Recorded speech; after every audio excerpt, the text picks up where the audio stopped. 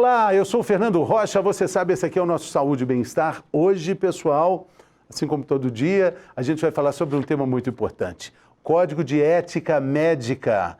É um código que existe para aprimorar o exercício da medicina em benefício de toda a nossa sociedade.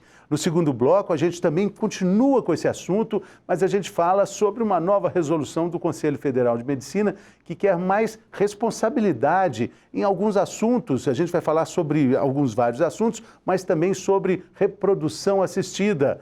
Claro, a gente tem também o quadro Mitos e Verdades para falar sobre ética na medicina. Enfim, está começando.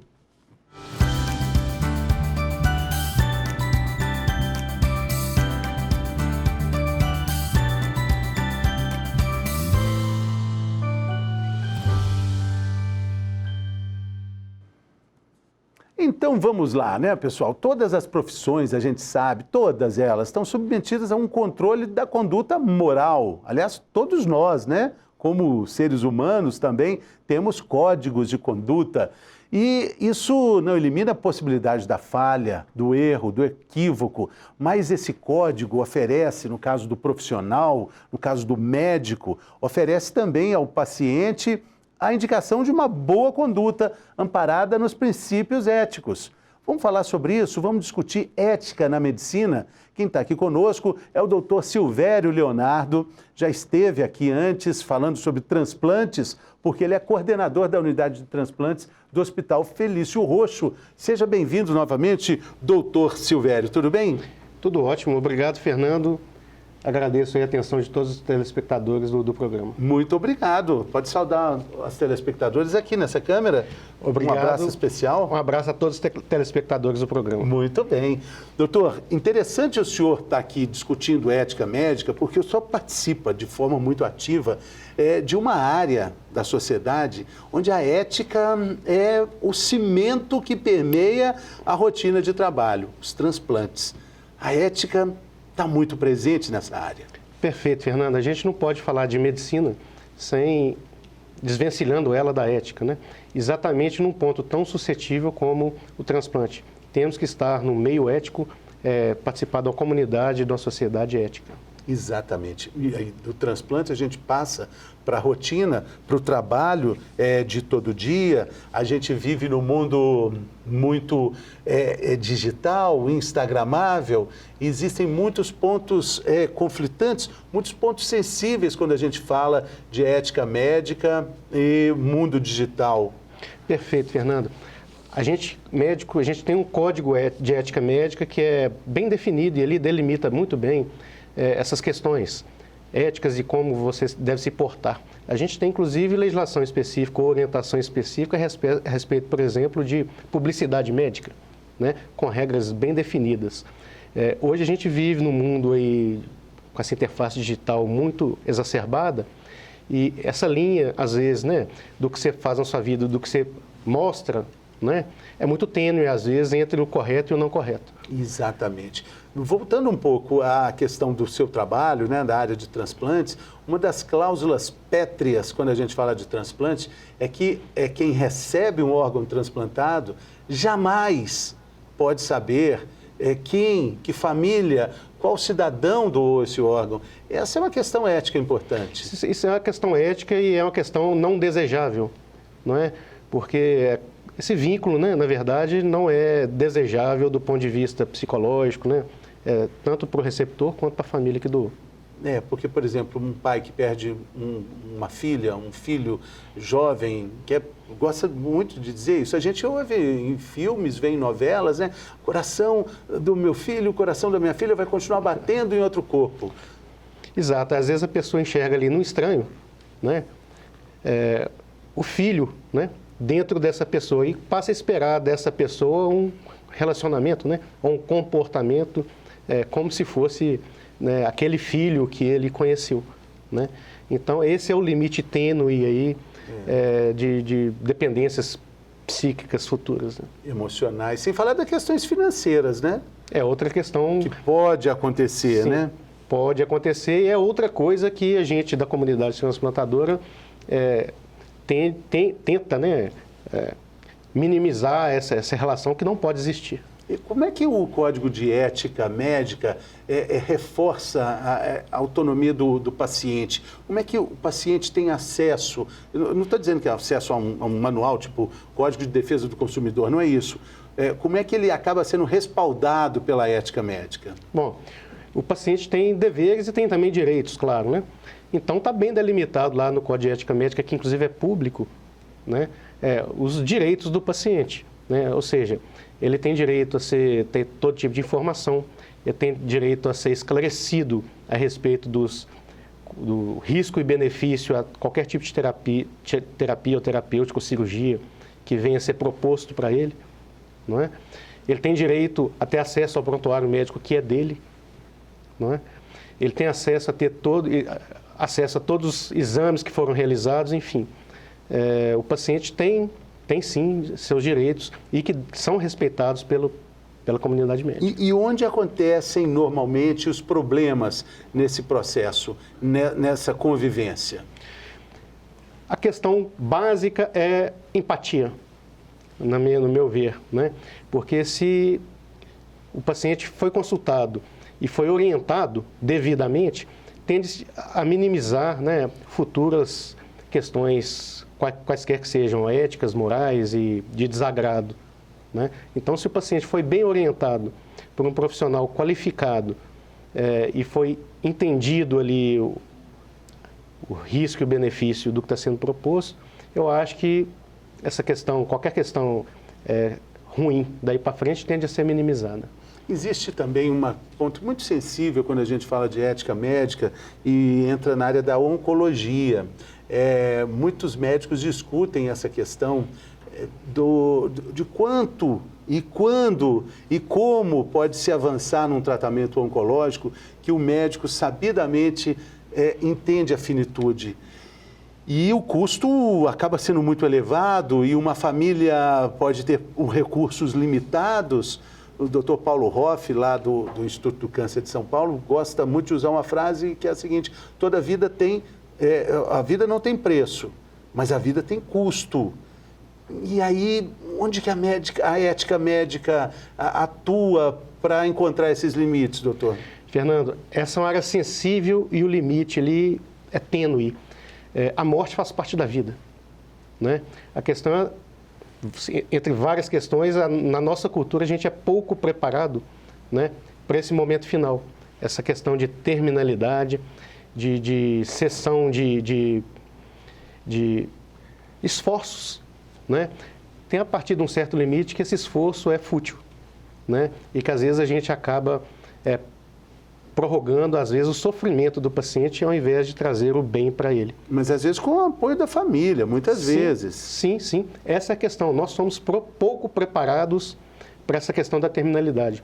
Lá no Hospital Felício Roxo, por exemplo, a gente tem um grupo, né, de médicos, multidisciplinar, na verdade, de cuidados paliativos, que tem um treinamento muito especial de lidar com essa terminalidade, né, em preparar o paciente, em preparar a família, né, para que esse fim da vida ali seja o mais confortável possível para o paciente e também para a família, né? Às vezes a gente vê assim, familiar e paciente que decidiu assim, aqui a partir de agora são cuidados não invasivos, ou seja, eu não quero que ele vá para o CTI, que seja feito entubado, que ele não seja submetido a procedimentos invasivos, mas na hora H, naquele último momento ali, acaba todo mundo cedendo um pouco, porque é difícil você ver o seu ente querido, né, naquele momento difícil ali de dor e você, como disse, entregar os pontos, né? Então acaba que na nossa cultura a gente fica com essa sensação, um peso na consciência, né? Sim. É difícil delimitar esse momento e ter essa consciência de forma clara e objetiva em relação ao seu ente querido que está ali, né, aos seus outros familiares, que de vez em quando aparece um que tem pouco contato com tudo, querendo opinar, né, o que também não é ilegítimo, né, mas que acaba às vezes atrapalhando aquele processo, né, que tem que ser um processo calmo, né, consensual, né, entre a família, entre o paciente e entre a equipe médica. Isso é para a gente ver, né, minha cara telespectadora, meu caro telespectador, como é ampla essa discussão sobre a ética médica. Porque a gente está falando de terminalidade, mas a gente também pode falar de uma área de muita vitalidade se a gente entra na disputa entre as especialidades. A gente tem especialidades em guerra. Áreas de atuação, né? Áreas de atuação. É um talibã, doutor, né? É fato, é fato. A gente estava conversando ali de fora, tudo que gera um excesso na comunidade, na sociedade, acaba gerando conflito, né? Então, assim, temos que reconhecer nosso limite, né? Seja na minha área de atuação, seja na sua, seja na área de atuação de um advogado. E isso dentro da área médica ou dentro da área da saúde, né, gera conflitos. Então, por exemplo, dentro da área médica, já se implica com o oftalmologista de operar pálpebra, o cirurgião plástico. Do otorrino operar na área, o cirurgião plástico. Estou dando exemplos aqui. Essa lista é imensa. Vamos falar de acupuntura também. Odontólogos mexendo em face, que tem lá uma formação específica e boa também, né? Cirurgião de cabeça e pescoço, cirurgião bucomaxilofacial, no caso do odontólogo, também tem essa formação. Mas nessa interface, ou nessa interseção, né, de áreas de atuação ou de especialidades, sempre há algum tipo de rusga. Sim, até esquecemos de citar a acupuntura também, né? Temos acupunturistas, a acupuntura faz parte das práticas integrativas, oficializadas pelo SUS. Os médicos podem concordar ou não, mas o Sistema Único de Saúde brasileiro aceitou a acupuntura. Aí os acupunturistas, quem são? Podem ser os médicos, os fisioterapeutas, os médicos da tradicional medicina chinesa. Essa questão se tornou mais polêmica a partir de um momento que a acupuntura foi reconhecida como especialidade médica. E aí, os nossos conselhos, talvez, ou a sociedade médica, entenda isso como sendo privativo do médico, né? O que, historicamente, né, no nosso meio, não ocorreu, né? Na verdade, essa questão do reconhecimento da acupuntura ser uma especialidade médica como formação, né, sempre foi praticada por outros profissionais historicamente. De muito tempo atrás, né? Interessante essa opinião, doutor. Agora, aí quando a gente caminha para isso, a gente começou falando um pouco, né, das redes sociais, a gente vai falar mais sobre isso no segundo bloco também. Tem canabidiol também nessa questão ética, resoluções recentes do Conselho Federal de Medicina com relação a isso, reprodução assistida, mas antes eu queria falar de preço. Preço é um balizador interessante para a gente avaliar a ética médica, né? Sim e não. A questão do preço, no sentido de ter algum interesse escuso envolvido, né, no sentido de indicar uma terapia, uma quimioterapia, como você citou, ou uma prótese, né? Se há interesse escuso financeiro, monetário do profissional envolvido, é uma questão de ética grave, né? É uma questão de ética grave e, às vezes, difícil de ser apurada, sabe? Mas é uma barreira, assim, não é certo, está errado, não deveria existir, né? Mas todo mundo sabe que vira ou mexe ali, a gente escuta alguma coisa nesse sentido, o que é deplorável. Mas vamos para outra ponta.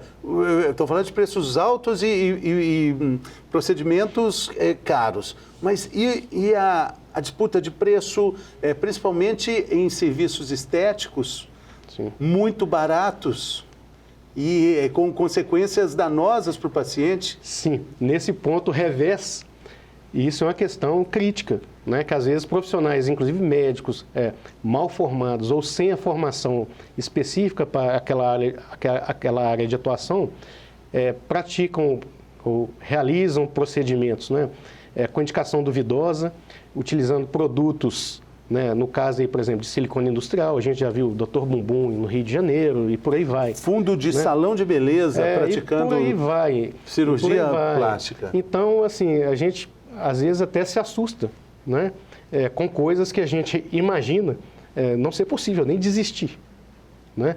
A gente vê, às vezes, reportagens e fala assim, mas não é possível que tenha um camarada, né, que assim, médico é uma profissão prezada pela sociedade, né?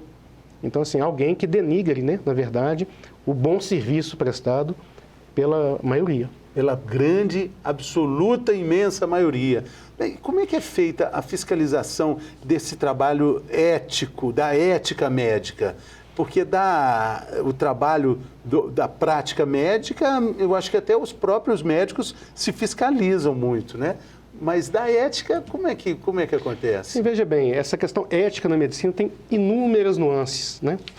Então, por exemplo, todo hospital tem que ter uma comissão de ética médica, né? Lá no Felício Rocha, inclusive, sou secretário dessa comissão. Então, essa comissão, ela recebe, né, denúncias, né, que podem ser de pacientes, de outros colegas, de outros profissionais da saúde, né, a respeito de algum comportamento indevido, alguma prática indevida, né, de algum colega médico.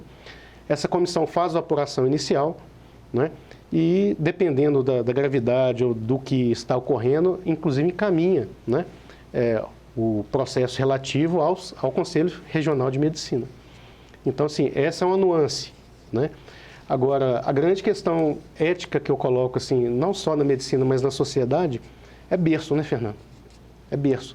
Tem gente que é bem formada, que tem princípios éticos, né, que trouxe lá da casa dele, né? Agora, tem gente que não tem esse timing ou essa noção. Então, não adianta ter código de ética, não adianta ter comissão de ética, se essa pessoa não tem a percepção, né, de não estar agindo corretamente no seu dia a dia, né? Isso vale para o médico, tanto do ponto de vista da ação dele no dia a dia, como também na casa dele, com o vizinho, né?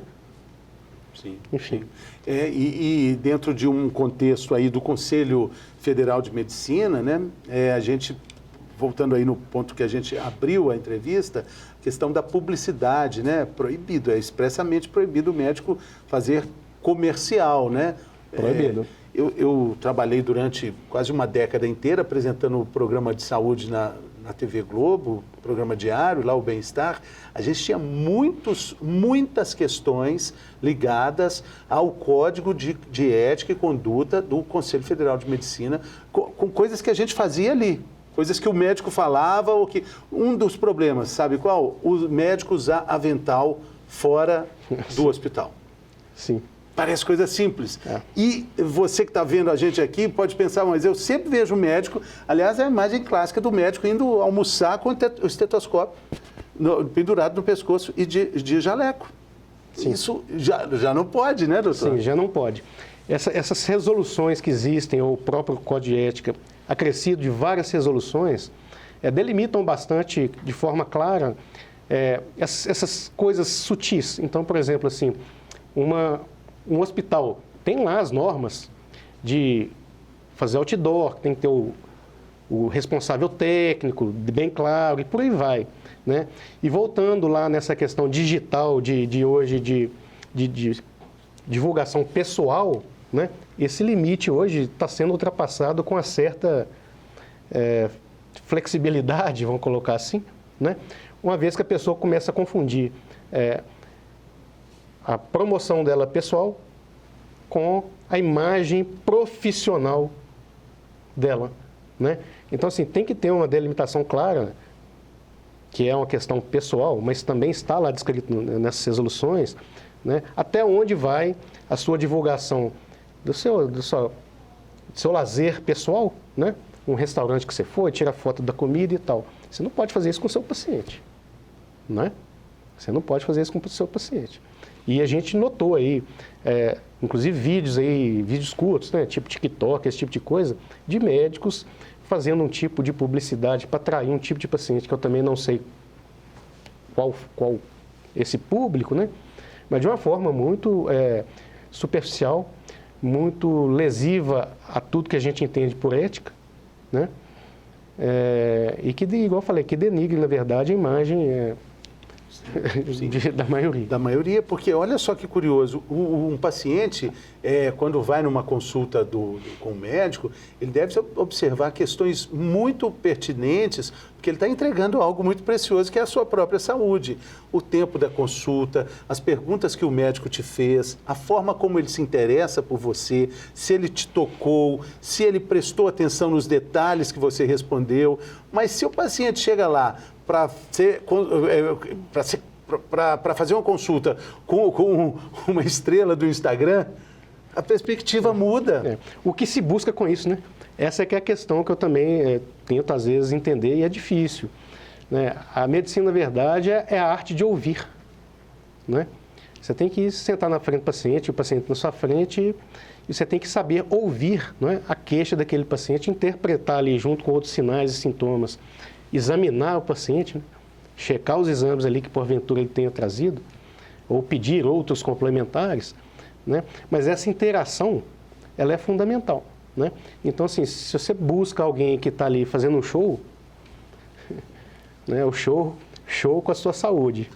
Exatamente, né? É muito perigoso isso. A vítima é o paciente. A vítima é a pessoa própria que buscou esse tipo de coisa. Paciente. E a gente volta, inclusive, naquela questão lá da cirurgia plástica do fundo de salão, né? Então, assim, essa pessoa que faz esse tipo de procedimento ali no ambiente não estéril, na sala de casa, né? Enfim, porque é barato e porque ficou famoso ali no ambiente social digital. Porque é barato mesmo, né? Porque é barato então, assim, mesmo. Porque tem esse material, né? O MMD, MDA, a gente vai lembrar até desse programa, aquele tipo de plástico que não é absorvido pelo organismo e é usado para prótese, para preenchimento. E causa reações inflamatórias, terríveis, alérgicas, às vezes de difícil reversão. E é muito mais barato. Barato que sai caro. Né? Exatamente. E pode ser administrado aí com relativa facilidade, né? Sim. Doutor Silvério, a gente tem aqui o quadro chamado Mitos e Verdades nesse tema aqui, né? É muito bacana a gente falar sobre mitos e verdades quando a gente fala de ética, né? Então, da outra vez a gente fez também, né? Sobre transplante. Agora vamos falar sobre ética. Quer tomar um copo d'água para a gente começar? Vai me apertar, né? Não vou não, vamos lá.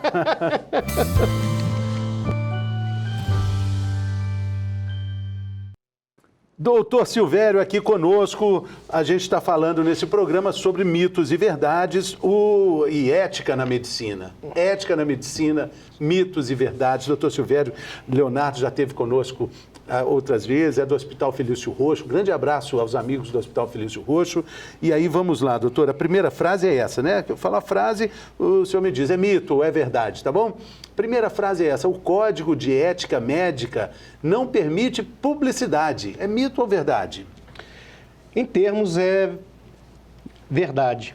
Porque é o seguinte, permite sim publicidade, mas de acordo com regras.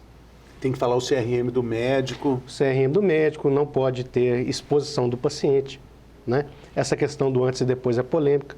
Estamos lidando com biologia, não com matemática. Então, se a gente faz um procedimento numa pessoa, às vezes a gente pode ter um comportamento biológico da pessoa, né, ou de coisas exteriores até a pessoa, que não levam àquele resultado inicial prometido. Talvez o paciente nem saiba, mas existe uma regulação da ética médica também, até com relação aos laboratórios e o médico, né, doutor? O famoso compliance.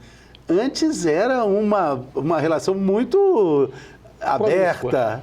Eu não falei promíscua, mas era muito aberta, né?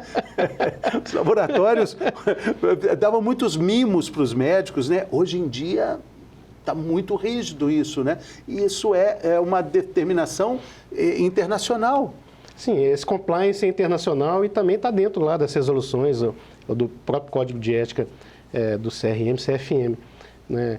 A relação profissional do médico com quem o cerca tem que ser meramente profissional, não pode ser financeira ou econômica. O médico não pode receber benesses econômicos ou financeiros pela prescrição, indicação ou realização de procedimentos ou prescrição de medicamentos. Isso inclui também, esbarra muito no trabalho do jornalista que trabalha com saúde, como eu trabalho. Essa ética também está ali junto quando você divulga notícia, quando você se relaciona também com os próprios laboratórios.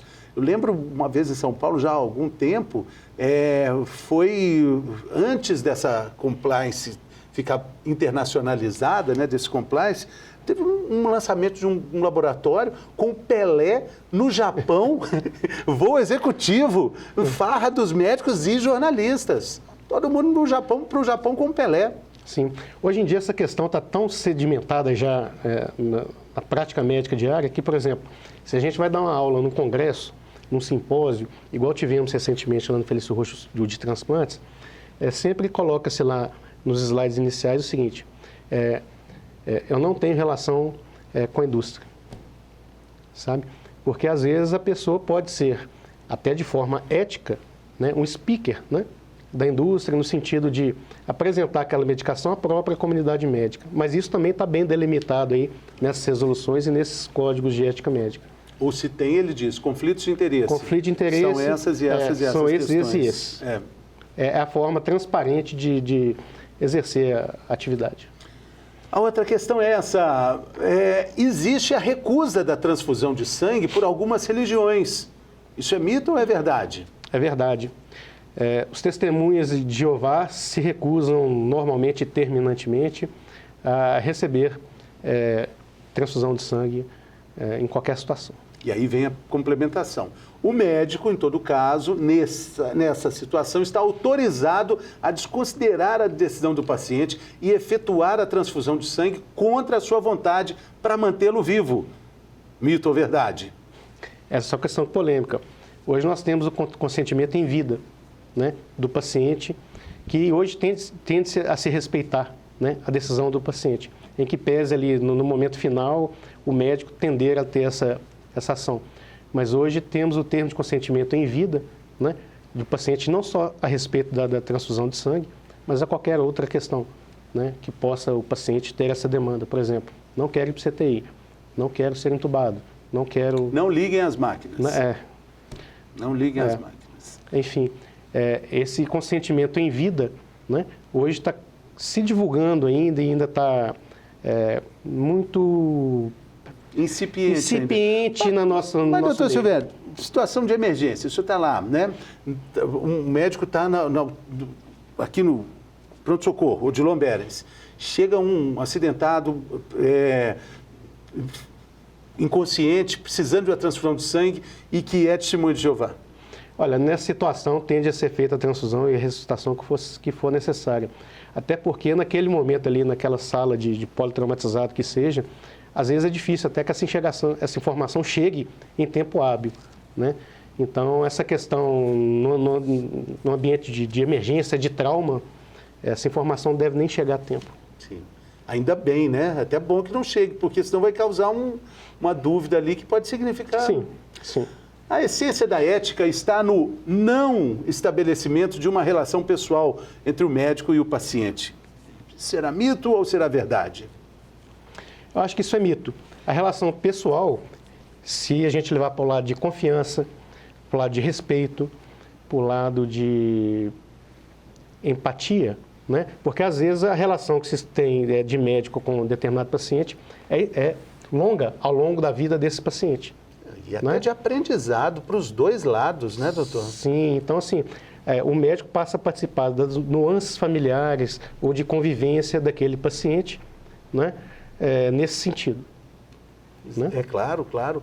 E um fortalecimento para o paciente, um aprimoramento para o médico, que da a todo tempo está... Exatamente. Bom, a ética médica defende apenas a postura do médico. Isso é mito ou é verdade? Isso é mito. Né? Dentro lá do Código de Ética Médica, a gente tem lá os direitos do paciente, né? Que são respeitados ou deveriam ser respeitados. Né? Então, o paciente tem lá direito a ser esclarecido sobre o que vai ser executado, o que vai ser proposto, tem direito a saber os riscos e os benefícios do que está sendo proposto ou do que vai ser executado. Ele tem direito a acesso ao prontuário, que na verdade é prontuário médico, não é médico, prontuário é do paciente, né? Ele tem direito a ter acesso a qualquer tipo de informação que lá esteja contido, ele tem direito a receber todo o exame, resultado de exame, laudo de exame que foi realizado nele, né? Então, assim, o paciente tem, sim, não olhe só o lado médico, não. o paciente tem direitos. Bom, doutor Silvério, Leonardo, quero te agradecer imensamente, é sempre uma alegria te receber aqui. Muito obrigado, boa sorte. Mais uma vez, um abraço aos queridos amigos do Hospital Felício Roxo. Valeu. Prazer, Fernando. Igualmente. Um abraço a todos. E no próximo bloco a gente continua falando sobre ética médica, vamos falar sobre a determinação recente do Conselho Federal de Medicina com relação a técnicas da reprodução assistida. Vamos saber mais sobre isso daqui a pouco, depois do intervalo?